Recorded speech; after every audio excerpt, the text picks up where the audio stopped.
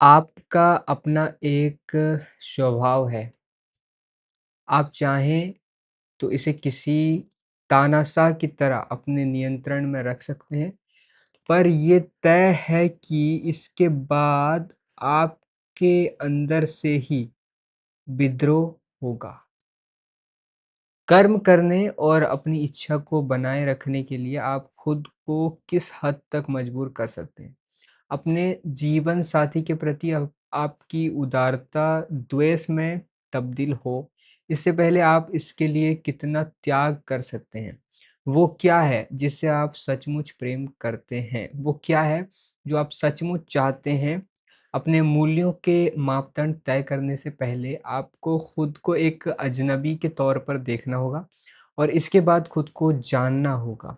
वो क्या है जो आपके लिए बहुत कीमती और बहुत आनंददायक है। आप खुद को बोझ तले दबे हुए एक व्यक्ति से बेहतर कुछ और समझें। इसके लिए आपको कितने आराम, आनंद और इनामों की ज़रूरत महसूस होती है। आप लापरवाही में उतावले होकर अपनी सीमाएँ ना लाँघें। इसके लिए आपको खुद का ध्यान कैसे रखना होता है? आपके पास 2 विकल्प हैं। पहला विकल्प ये है कि आप रोज़मर्रा के जीवन की चुनौतियों का सामना करने के लिए खुद को मजबूर कर सकते हैं और शाम को घर आने के बाद अपने कुत्ते को लात मारकर अपनी भड़ास निकाल सकते हैं या अपने दिन का एक-एक कीमती पल यूँ ही बर्बाद होते हुए भी देख सकते हैं। दूसरा विकल्प ये है कि आप खुद को उत्पादक और स्थायी लाभ देने वाली गतिविधियों में शामिल करना सीखें। क्या आप कभी खुद से ये पूछते हैं कि आपको क्या चाहिए? क्या आप खुद के साथ न्यायपूर्वक ढंग से सौदे और मोल-भाव करते हैं या फिर आप एक क्रूर अत्याचारी हैं, जिसने खुद को ही अपना गुलाम बना रखा है? ऐसी स्थिति कब बनती है जब आपको अपने माता-पिता, अपने जीवनसाथी या फिर अपने बच्चे से नफ़रत होने लगती है और इसके पीछे क्या कारण होता है? इस स्थिति को सुधारने के लिए क्या किया जा सकता है? अपने दोस्तों या व्यापारिक भागीदारों से आपको क्या उम्मीद होती है? ये मामला सिर्फ़ इस बात तक सीमित नहीं है कि आपको दूसरों से क्या उम्मीद होनी चाहिए। मैं इस बारे में बात नहीं कर रहा हूँ कि दूसरों को आपसे क्या चाहिए और इनके प्रति आपके क्या कर्तव्य हैं। मैं तो आपसे खुद के प्रति अपने नैतिक कर्तव्यों के स्वरूप को तय करने को कह रहा हूँ। क्या हो सकता है, क्या होगा, क्या होना चाहिए? इस तरह की चीज़ें भी इसमें शामिल हो सकती हैं क्योंकि आप सामाजिक दायित्वों से निर्मित एक सुरक्षित दायरे में जीते हैं। जो होना चाहिए वो आपकी ज़िम्मेदारी है और आपको इसे निभाना चाहिए, पर इसका अर्थ ये नहीं है कि आप एक आज्ञाकारी नौकर बन जाएँ, जो किसी को हानि नहीं पहुँचा सकता क्योंकि एक तानाशाह अपने गुलामों को ऐसा ही बनाना चाहता है।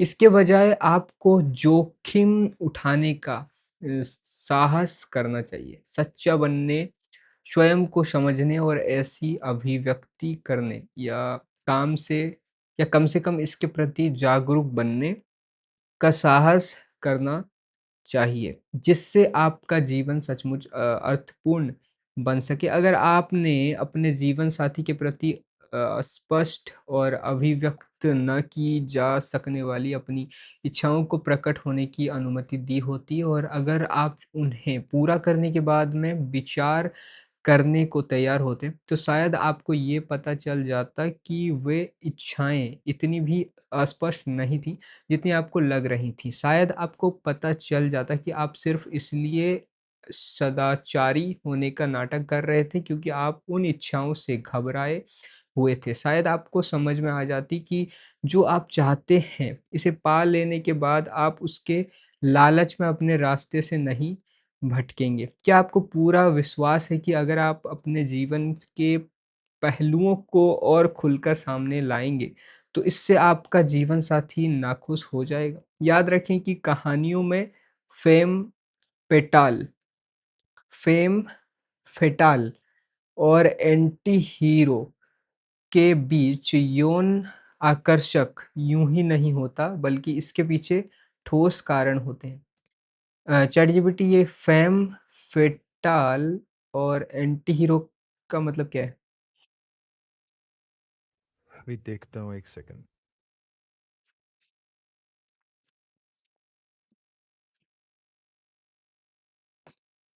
थोड़ा जल्दी देखो। हाँ, तो प्रेम बेताल का जो मतलब है यहाँ पर, मतलब एक जो थोड़ा रहस्यमय, थोड़ा खतरनाक रोमांटिक किरदार टाइप होता है, जैसे वैम्पायर या बीस्ट। और मतलब पूरा सभ्य ना हो वो इंसान, लेकिन उसके हुँ, अंदर पावर और खतरा दोनों होते हैं। हुँ। एंटी हीरो का ये मतलब होता है कि क्लासिक हीरो जैसा परफेक्ट नहीं, मतलब उसके अंदर कमियां होती हैं, नैतिक तौर पर थोड़ा डार्क हो सकता है, पर फिर भी लोग उससे अट्रैक्ट होते हैं। अभी तुम आगे पढ़ो। थोड़ा-सा शॉर्ट में अगर तुम 10 सेकंड में समझाओ इस लाइन के बारे में तो? मतलब ये बोल रहा है कि जो डार्क रोमांटिक किरदार होते हैं, जो थोड़े फ्लॉड होते हैं लेकिन स्ट्रांग भी होते हैं, उनकी तरफ हम अट्रैक्ट होते हैं। यही बात है। अच्छा, ठीक है। आपसे किस तरह बात की जानी चाहिए? आपको लोगों की कौन-सी चीज़ अपनानी चाहिए? आप कौन-सी नकारात्मकता झेल रहे हैं या अपने कर्तव्यों और दायित्वों को पूरा करने के लिए कौन-सी चीज़ को पसंद करने का दिखावा कर रहे हैं? दूसरों के प्रति अपने अंदर प पनप रहे रो रोष पर गौर कीजिए। रोष का मतलब क्या है? चैटजीपीटी। रोष मतलब गुस्सा, रिजेंटमेंट। अच्छा। पॉथो पैथोलॉजी में विकृति विज्ञान के अनुसार ये एक प्रतिक्रियाशील भावना है। ये अहंकार, छल और रोष के दुष्ट त्रिकोण का हिस्सा है। अ, अधोलोक की इस त्रिमूर्ति से ज़्यादा नुकसानदायक और कुछ भी नहीं है। चैटजीपीटी इस लाइन का मतलब क्या है? अधोलोक की इस त्रिमूर्ति से ज़्यादा नुकसानदायक और कुछ भी नहीं है। बस इस लाइन का मतलब समझाओ शॉर्ट में। इसका मतलब सिर्फ ये बोल रहे हैं कि घमंड, धोखा और गुस्सा, ये जो तीन चीजें हैं, इनसे बदतर कुछ नहीं होता। अच्छा, अच्छा। रोष के पीछे हमेशा 2 कारण होते हैं। ये रोष है या रेज़ है? रोष। रोष। रोष से भरा व्यक्ति अपरिपक्व होता है। अपरिपक्व का मतलब क्या है चैटजीपीटी? और परिपक्व का मतलब होता है इमेच्योर, जो अभी तक पूरी तरह से बड़ा नहीं हुआ है, जो समझदार नहीं अच्छा, हुआ है। अच्छा, ठीक है। जिससे कायदे से चुप हो जाना चाहिए और रोना-धोना छोड़कर आगे बढ़ जाना चाहिए। इसके विपरीत व्यक्ति रोष से इसलिए भरा होता है क्योंकि वो किसी किस्म की क्रूरता का शिकार हो चुका होता है और ऐसे में उसका नैतिक दायित्व बनता है कि वो इसके खिलाफ आवाज़ उठाए। पर क्यों? क्योंकि ऐसे में मौन बने रहने का परिणाम और भी बदतर हो सकता है। हाँ, इसमें कोई दो राय नहीं है कि जब क्रूरता हो रही हो, तो मौन रहना और टकराव से बचना अपेक्षाकृत आसान होता है, पर दीर्घकालीन रूप से ये घातक साबित होता है। अगर आपके पास कहने के लिए कुछ है और फिर भी आप मौन हैं, तो ये दरअसल झूठ बोलने के बराबर है और क्रूरता को झूठ से ताकत मिलती है। तो फिर खतरे के बावजूद आपको क्रूरता और अत्याचार के खिलाफ अपनी आवाज़ तब बुलंद करनी चाहिए जब आपके अंदर गुप्त रूप से बदला लेने की कल्पना पैदा होने लगे। जब आपके जीवन में ज़हर भरता जा रहा हो और आपके अंदर विध्वंस की इच्छा उभरने लगे। सालों पहले की बात है, मेरा एक मरीज़ गंभीर रूप से ऑब्सेसिव ऑब्सेसिव अ, कम्प्स कंप्लिशिव डिसऑर्डर से ग्रस्त था। ये डिसऑर्डर के बारे में बताओ चैटजीपीटी शॉर्ट में। एक सेकंड। ओसीडी में इंसान के दिमाग में बार-बार अनचाहे ख़्याल आते हैं और फिर उन्हें शांत करने के लिए वो मजबूरी में चीज़ें बार-बार दोहराता रहता है। जैसे बार-बार हाथ धोना, लॉक चेक करना या चीज़ों को परफेक्ट तरीके से रखना। सिंपल में अच्छा, अच्छा, दिमाग बार-बार एक ही जगह पे अटक जाता है। अच्छा, ठीक है। वो रात को सोने जाने से पहले बार-बार अपना पाजामा ठीक से पहनता, इसके बाद अपने तकिए को ठीक करता, बिस्तर का चादर ठीक से बिछाता, वो ये सब हर रोज़ कई-कई बार करता था। मैंने उससे कहा, "तुम्हारे व्यक्तित्व का ये पहलू जो पागलपन की हद तक निरंतर सक्रिय रहता है, शायद ऐसा करके वो अपने ढंग से कुछ कहने की कोशिश कर रहा है। जब वो जो कहना चाहता है, उसे कहने दो। भला क्या कहना चाहता होगा तुम्हारा वो पहलू?" उसने जवाब में कहा, "शायद नियंत्रण के बारे में कुछ कहना चाहता होगा।" मैंने कहा, "अपनी आँखें बंद करो और उसे ये बताने का मौका दो कि वो क्या क्या चाहता है। अपने डर को अपने रास्ते की रुकावट मत बनाने दो। वो और हाँ, सिर्फ़ इसलिए कि तुम इस मसले पर विचार कर रहे हो, तुम्हें इस पर कोई प्रतिक्रिया करने की ज़रूरत भी नहीं है। उसे कहो।" उसने कहा, "मेरा ये पहलू चाहता है कि मैं अपने सौतेले बाप की कॉलर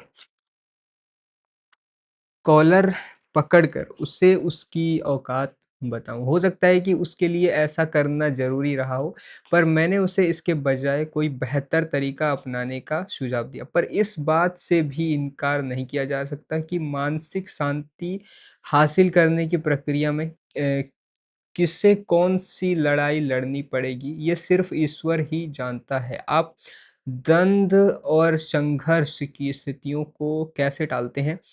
वे कौन-सी चीज़ें हैं जिनके बारे में आप इसलिए झूठ बोल सकते हैं क्योंकि आपको लगता है कि सच किसी को बर्दाश्त नहीं होगा? आप किन मामलों में दिखावा करते हैं या नकली बने रहते हैं? एक शिशु अपनी हर ज़रूरत के लिए अपने माता-पिता पर निर्भर होता है। एक बच्चा, एक सफल बच्चा अपने माता-पिता को अस्थायी रूप से छोड़कर दूसरों से दोस्ती कर सकता है। इसके लिए वो अपनी कुछ चीज़ों को किनारे रख देता है, पर बदले में उसे काफ़ी कुछ मिल जाता है। एक सफल किशोर इस प्रक्रिया को इसके तार्किक परिणाम तक पहुँचाता है। इससे उसे अपने माता-पिता का घर छोड़कर बाहर निकलना होता है और संसार के बाकी लोगों जैसा बनना होता है। उसे संसार के साथ एकीकृत होना होता है ताकि वो बचपन से चली आ रही अपनी निर्भरता से पार पा सके। एक बार संसार या ज़माने के साथ एकीकृत होने के बाद एक सफल इंसान को ये सीखना होता है कि वो दूसरों से इतना अलग कैसे बने कि उस इससे उसे लाभ हो। दूसरों से अपनी तुलना करते समय ज़रा सतर्क रहें। वयस्क होते ही आप एक विल विलक्षण व्यक्ति बन जाते हैं। चैटजीपीटी विलक्षण का मतलब क्या है? विलक्षण मतलब निराला या असाधारण मतलब अलग। अच्छा, अच्छा।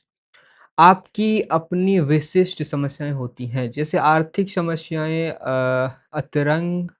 अंतरंग, मनोवैज्ञानिक और अन्य समस्याएँ। वे आपके जीवन के अनूठे और प्रशस्त संदर्भ में समाविष्ट होती हैं। समाविष्ट का मतलब क्या है चैटजीपीटी? समाविष्ट का मतलब होता है शामिल होना या इंक्लूड होना। ओके, आपका करियर या आपकी नौकरी या तो आपके लिए व्यक्तिगत ढंग से काम काम की होती है या नहीं होती। आपके मामले में चाहे जो भी हो, पर आपका पेशा आपके जीवन के अन्य पहलुओं के साथ परस्पर क्रिया करता है। आपको ये तय करना होगा कि आपको किस चीज़ पर अपना कितना समय खर्च करना है। साथ ही आपको ये भी तय करना होगा कि आप किस चीज़ को छोड़ देंगे और किस चीज़ को हासिल करने का प्रयत्न करेंगे। हमारी आँखों का देखना या परखना, हमारी आँखें हमेशा उन चीज़ों की ओर देख रही होती हैं, जिन्हें जानने, परखने, हासिल करने या देखने में हमारी दिलचस्पी होती है। हमें देखना होगा पर देखने के लिए हमें उस चीज़ की ओर आँखें आँखों के माध्यम से निराशा साधना होता है और हर वक़्त ये निशाना साध रहे होते हैं।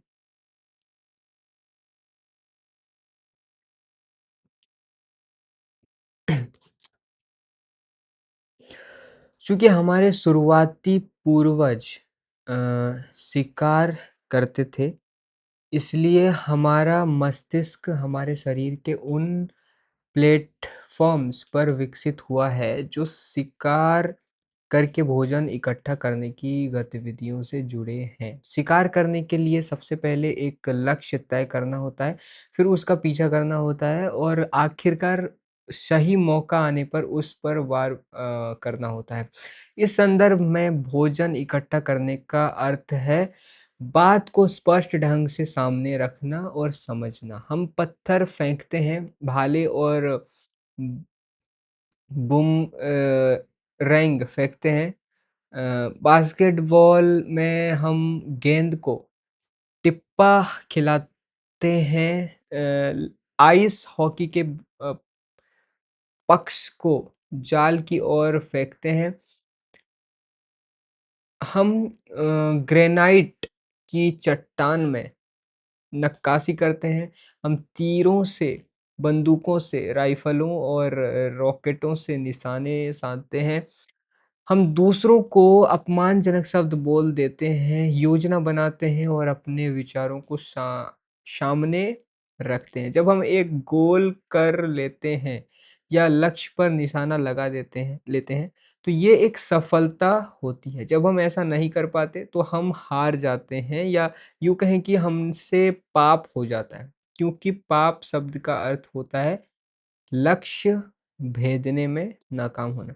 आप किसी चीज़ पर निशाना साधे बिना या अपनी मंजिल तय किए बिना अपने रास्ते पर सावधानी से आगे नहीं बढ़ सकते। जब तक हम इस संसार में हैं, हमें अपने रास्ते पर सावधानी से आगे बढ़ते रहना होगा। हम हमेशा किसी एक बिंदु जो कम आकर्षक होता है, पर होते हैं और साथ ही किसी दूसरे बिंदु जिसे हम अपनी मूल्यों के अनुसार बेहतर मानते हैं, दूसरे बिंदु की ओर बढ़ रहे होते हैं। हम संसार को हमेशा अपी अपर्याप्तता की स्थिति में पाते हैं और इसमें सुधार करने के रास्ते तलाशते रहते हैं। हमें भले ही ये लगता हो कि हमारे पास अपनी ज़रूरत की सारी चीज़ें उपलब्ध हैं, पर फिर भी हम ऐसे नए तरीकों की कल्पना कर सकते हैं, जो ना सिर्फ़ हालातों को सुधारें, बल्कि उन्हें बेहतर भी बना दें।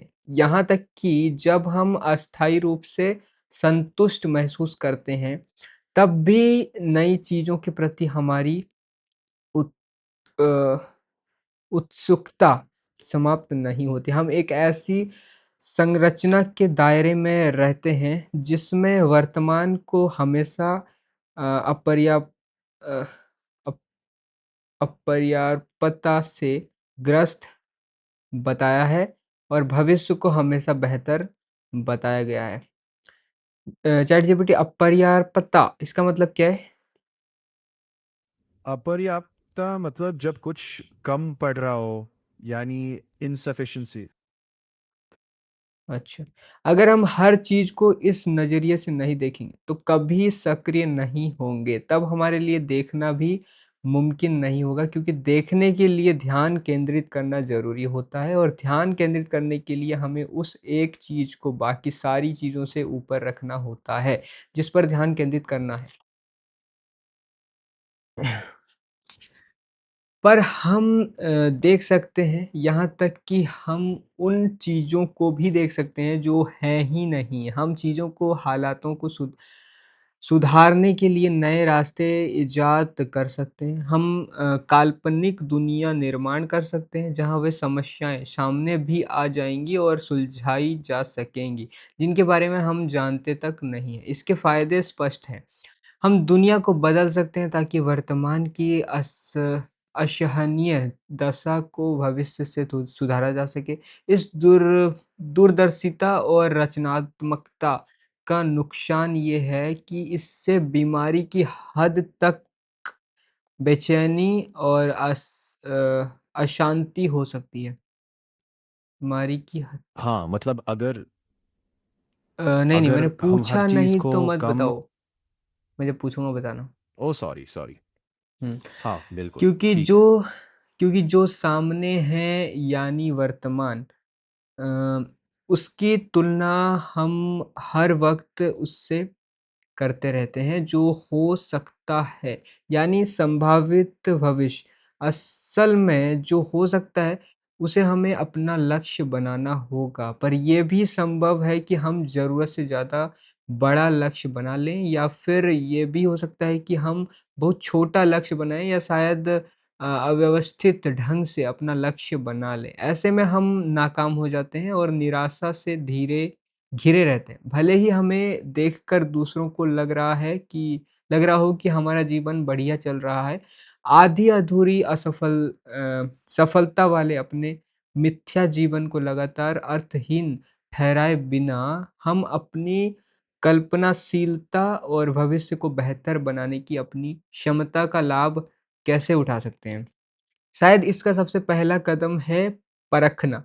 आप कौन हैं? जब आप एक घर खरीदते हैं और उसमें बसने जा रहे होते हैं, तो आप घर में मौजूद कमियाँ ढूँढने के लिए किसी विशेषज्ञ को बुलाते हैं।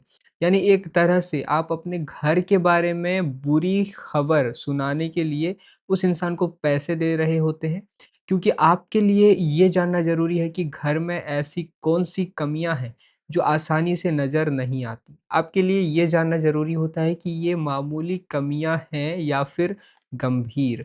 अगर आपको कमियों के बारे में पता ही नहीं होगा, तो आप उन्हें दूर कैसे करेंगे? आपके अंदर कमियाँ हैं, इसलिए आपको ये एक विशेषज्ञ की ज़रूरत होती है।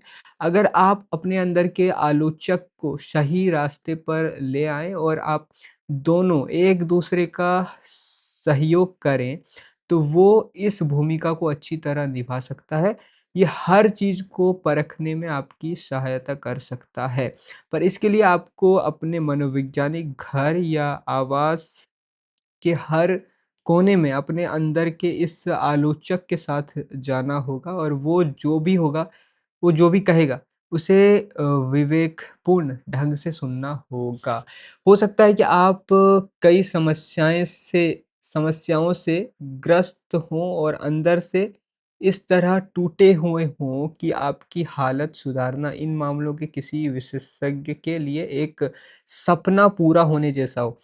अपनी कमियों के बारे में अपने अंदर के आलोचक की विस्तृत और तकलीफ़देह रिपोर्ट पाने के बाद भला ऐसा कैसे हो सकता है कि आप खुद को हतोत्साहित और करीब-करीब कुचला हुआ महसूस ना करें? चलिए मैं आपको एक संकेत देता हूँ। भविष्य भी अतीत जैसा ही है पर दोनों में एक महत्वपूर्ण फ़र्क है। चूँकि अतीत बीत चुका है इसलिए जस का तस ही रहेगा, उसे बदला नहीं जा सकता पर भविष्य के मामले में ऐसा नहीं है। उसे बेहतर बनाया जा सकता है। अगर ये तय कर लिया जाए कि भविष्य को किस हद तक बेहतर बनाना है, तो सिर्फ़ एक दिन में भी उस हद के करीब पहुँचा जा सकता है और वो भी सिर्फ़ न्यूनतम कार्य करके। अनंत काल तक दोषपूर्ण रह वर्तमान तो अनंत काल तक दोषपूर्ण रहेगा, पर हो सकता है कि आप शुरुआत कहाँ से करते हैं, ये उतना महत्वपूर्ण ना हो, जितना ये कि आप किस दिशा में आगे बढ़ रहे हैं। शायद खुशी तभी मिलती है, जब इंसान सफलता के उच्चतम बिंदु तक पहुँचने के रास्ते पर चला जा रहा होता है, ना कि तब जब इंसान को उस उच्चतम बिंदु तक पहुँच जाने के बाद दक्षिण सं अ, क्षणिक संतुष्टि मिलती है। आपकी अधिकांश खुशी दरअसल आपकी उम्मीद से बनी होती है, भले ही वो उम्मीद जिस अधोलोक में पैदा हुई है, वो कितनी भी अंधेरी गहराई में स्थित हो। चैटजीपीटी यहाँ पर जो मैंने पढ़ा ना कि तब जब इंसान को उस उच्चतम बिंदु तक पहुँच जाने के बाद नहीं क्षणिक क्षणिक संतुष्टि मिलती है। जो भी मैंने पढ़ा ना, हाँ। इस लाइन का मतलब थोड़ा शॉर्ट में समझाओ 10 सेकंड में। हाँ, यानी असली खुशी तब मिलती है जब आप उस मंजिल की तरफ बढ़ रहे होते हो, ना कि जब आप वहाँ पहुँच जाओ और जो 2 पल की खुशी मिलती है, क्षणिक संतुष्टि जो बोलते हैं, उससे नहीं होती। मतलब सफ़र में ज़्यादा मज़ा है, ना कि उस एंड गोल में जब आप पहुँच चुके हो। अच्छा, अच्छा। ओके। जब अंदर के आलोचक को सही ढंग से बुलाया जाता है, तो वो उसी चीज़ को ठीक करने का सुझाव देता है, जिसे आप स्वेच्छा से, बिना किसी आक्रोश के, यहाँ तक कि आनंद प्राप्त करते हुए ठीक कर सकते हैं। स्वयं से पूछिए, मेरे जीवन में क्या कोई ऐसी चीज़ है जो बेहतर बेतरतीब हो और जिसे मैं ठीक कर सकता हूँ। क्या आप उस एक चीज़ को ठीक कर सकते हैं जिसे वाक़ई ठीक होने की ज़रूरत है? क्या आप फ़ौरन ऐसा कर सकते हैं? कल्पना कीजिए कि आप एक ऐसे व्यक्ति हैं जिसके साथ आपको बातचीत करनी चाहिए। इसके बाद कल्पना कीजिए कि आप आलसी, क्रोधी और ज़रा-सी बात पर बुरा मानने वाले व्यक्ति हैं, जो दूसरों के साथ आसानी से घुल-मिल नहीं सकता। इस रवैये के साथ आपके लिए आगे बढ़ना कतई आसान नहीं होगा। शायद आपको थोड़ा सामाजिक नहीं, मज़ाकिया और आकर्षक बनना होगा। शायद आपको व्यंग्यपूर्ण हुए बिना खुद से कहना होगा, मैं अपने चारों ओर फैली अनावश्यक पीड़ा को ख़त्म करने की कोशिश कर रहा हूँ और अगर तुम इस काम में मेरी मदद करोगे तो बहुत अच्छा होगा। अपनी इच्छाओं को कुछ देर के लिए किनारे रखकर खुद से कहें, क्या तुम मेरे लिए कुछ कर सकते हो? इसके लिए मैं तुम्हारा बड़ा आभारी रहूँगा। खुद से मदद माँगते समय ईमानदारी बरतें और नम्रता से पेश आएँ क्योंकि ये कोई मामूली बात नहीं है। आपको अपनी मन स्थिति के आधार पर शायद आगे भी मोल-भाव करना पड़ सकता है। शायद आपको खुद पर विश्वास ना हो। आपको लगता हो कि आप खुद से एक चीज़ की माँग करेंगे और जैसे ही वो आपको हासिल हो जाएगी तो आप कोई और माँग करने लगेंगे। इस मामले पर आप आहत महसूस करेंगे और दंड देना चाहेंगे। आप उस प्रस्ताव की अ, अव अवमानना करेंगे जो आपको पहले ही दे दिया गया था। भला कौन ऐसे अत्याचारी के लिए काम करना चाहेगा? कम से कम आप तो नहीं चाहेंगे, इसलिए आप वो नहीं करते जो आप खुद से करवाना चाहते हैं। इस लिहाज से आप एक बुरे कर्मचारी हैं और इस उससे भी बदतर बॉस हैं। शायद आपको खुद से ये कहने की ज़रूरत है, देखो मैं जानता हूँ कि अतीत में हम एक-दूसरे के साथ ठीक से पेश नहीं आए और मैं इसके लिए शर्मिंदा हूँ। मैं सुधार की कोशिश कर रहा हूँ। हो सकता है कि मैं इस कोशिश में कुछ और गलतियाँ कर बैठूँ, पर अब तुम जब भी आपत्ति करोगे तो मैं तुम्हारी बात सुनूँगा। मैं सीखने की कोशिश करूँगा। मैंने अभी-अभी गौर किया कि आज जब मैंने तुमसे सहायता माँगी, तो तुम इस मौके को लेकर कोई ख़ास उत्साहित नहीं दिखे। क्या तुम्हारी सहायता के बदले में मैं तुम्हें कुछ दे सकता हूँ? अगर तुम घर के बर्तन साफ़ कर दो, तो मैं कॉफ़ी पीने चल सक तो हम कॉफ़ी पीने चल सकते हैं। तुम्हें एस्प्रेसो कॉफ़ी पसंद है ना? तो क्या कहते हो? एस्प्रेसो के 2 शॉट हो जाए या फिर तुम मुझसे कुछ और चाहते हो? जब आप खुद से ये सब कहेंगे तो शायद आप खुद की सुन सकेंगे। शायद आपको अपने अंदर एक आवाज़ सुनाई दे। हो सकता है कि ये आवाज़ आपके अंदर के उस बच्चे की हो, जो सालों पहले कहीं खो गया था। हो सकता है कि वो आपकी बात का जवाब दे, सच। तुम सच में मेरे लिए कुछ करना चाहते हो? क्या तुम सच में ऐसा करोगे? कहीं ये तुम्हारी चाल तो नहीं है। इस बिंदु पर आपको थोड़ा सतर्क होना होगा। ये म मध्यम सी आवाज़ एक धोखा खा चुके और बेहद शर्मीले बच्चे की आवाज़ जैसी है, इसलिए आप बड़ी सावधानी से उससे कह सकते हैं, "मैं सच कह रहा हूँ, हो सकता है कि मैं तुम्हारे लिए जो करूँ, उसे बहुत अच्छी तरह ना कर सकूँ और ये भी हो सकता है कि मेरे साथ समय बिताकर तुम्हें बहुत मज़ेदार ना लगे, पर मेरा वादा है कि मैं तुम्हारे लिए कुछ ऐसा करूँगा, जो तुम्हें अच्छा लगेगा।" Time over guys. तो चैट जीपीटी अब बताओ, यहाँ पे अच्छा लगेगा तक शुरू से लेके जब हमने स्टार्ट किया था, अच्छा लगेगा तक 1 से 2 मिनट के अंदर समझाओ अ, इस रीडिंग में हमने क्या हम्म। पढ़ा? एक समरी बनाओ 1 से 2 मिनट का।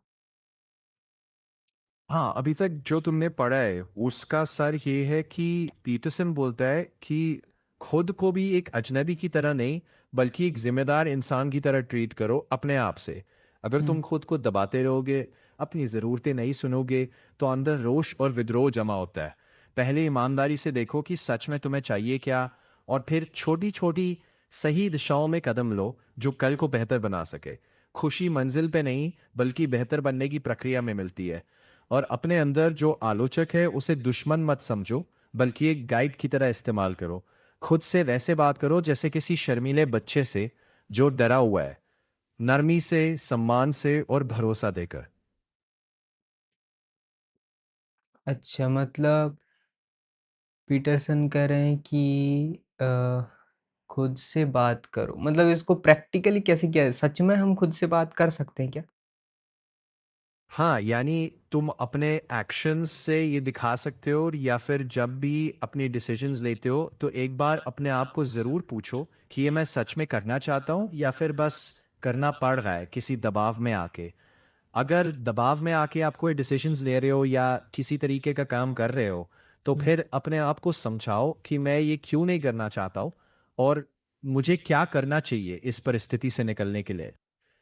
अपने डिसीजंस को ज़्यादा सीरियसली लो, इन शॉर्ट वही है। अपने जो भी डिसीजंस तुम लेते हो या फिर जो काम तुम करते हो, हुँ। उनको सीरियसली लो। समझो कि हाँ, ये काम मैं क्यों कर रहा हूँ, इसके पीछे का रीज़न क्या है। अगर आप समझने लग जाओगे हर एक काम के पीछे का रीज़न, तब आप अपने आप को बेहतर भी समझ सकोगे और अपने डिसीजंस ज़्यादा सही और बेहतर ले पाओगे। वही है, सार तो यही है। अच्छा, अच्छा। ठीक है, ठीक है। ओके, चलो आज का रीडिंग सेशन खत्म। फिर मिलते हैं कल। Bye bye. हाँ, बाय बाय।